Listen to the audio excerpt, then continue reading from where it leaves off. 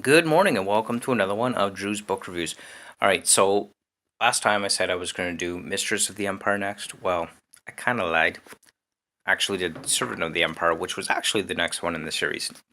So, for those of you who might have been waiting for Mistress of the Empire, don't worry, that's still coming up next. But today we're reviewing Servant of the Empire. So this one, of course, by Raymond Feist and Janny Wurts. So this is this kind of second book in the story of the Rift War. So it's between Kelwan and Midkemia.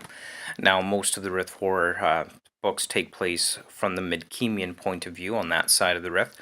This one, of course, takes place in Kelwan. So we have Mara of the House of Coma. She's effectively become the ruling lady of House of Coma after the rest of her family is basically killed in the war, but killed under a plot of the family Minawabi.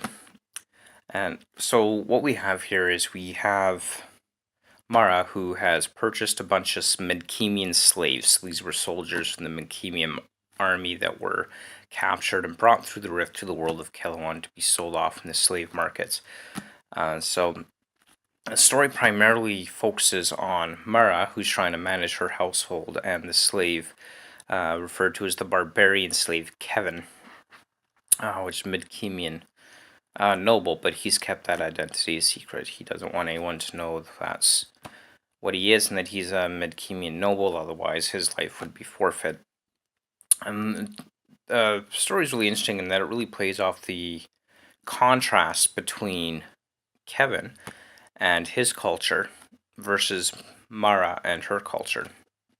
So the Serrani culture, definitely, of course, they have slaves and their strict ethics and code of honor and their politics, which seems to involve a lot of killing your enemies, but through a strictly formal processes, procedures, and ritualistic ways of doing things. Whereas you have Kevin here, who sees the Serrani as the barbarians, as the uncivilized people who don't care for the poor.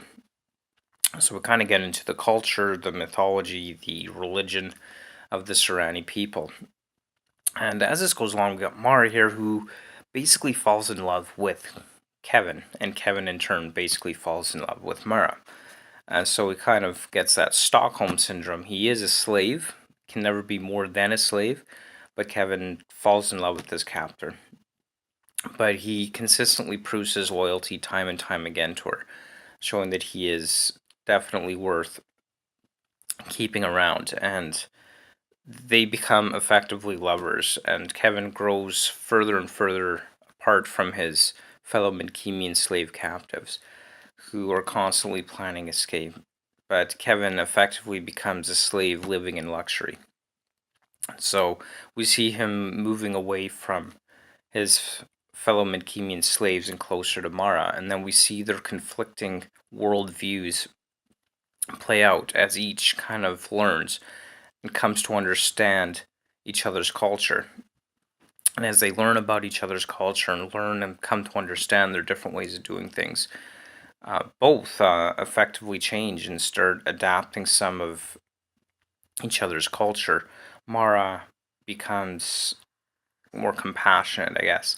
She starts to see things differently. She starts to seek for peace rather than war in order to succeed and to keep her house from being completely destroyed by the Minawabi who have sworn a blood oath to her.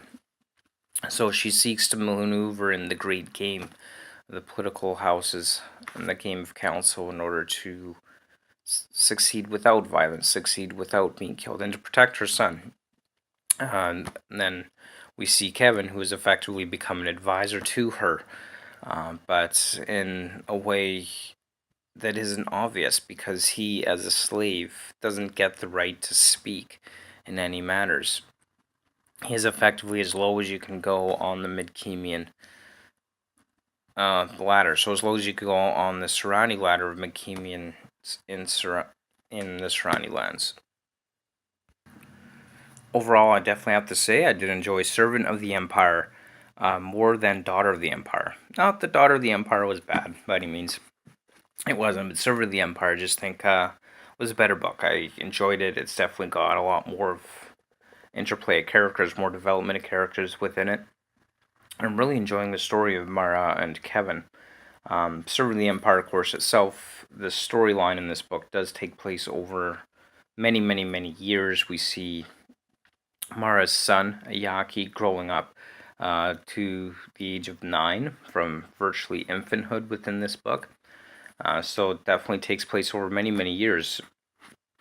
But definitely, I did enjoy it better than Daughter of the Empire. Definitely would recommend, especially if you're a Raymond E. Feist fan, if you're a fantasy book fan, this is definitely something I'd recommend for you. Pretty much anything by Raymond E. Feist in the world of Midkemia. And of course, the famous magician Melamber, or also known as Pug, makes an appearance within this book. I get the feeling he's going to have more to play in the next book, bigger role to play, and I'm definitely looking forward to seeing that. Pug, definitely one of my favorite characters in the world that Raymond E. Feist has created. It's kind of, or Melamber if you happen to be on Kilowan versus Midkemia. Yeah, definitely take a look at this. I definitely recommend it. Worthwhile read. And also, of course, do be sure to stay tuned because you know the next book coming up is going to be Mistress of the Empire. I promise this really is the next book this time. Well, and thanks so much for watching. I hope you like this review. And if you do want to see more reviews, don't forget to hit that subscribe button. And of course, post, comment, like this video, share. And thanks so much for watching. And again, I'm Mistress of the Empire coming up next. Thank you so much for taking the time to watch, and I hope you're having a great day. I will, of course, leave the links to Facebook page and Twitter account in the description below. You have a great day.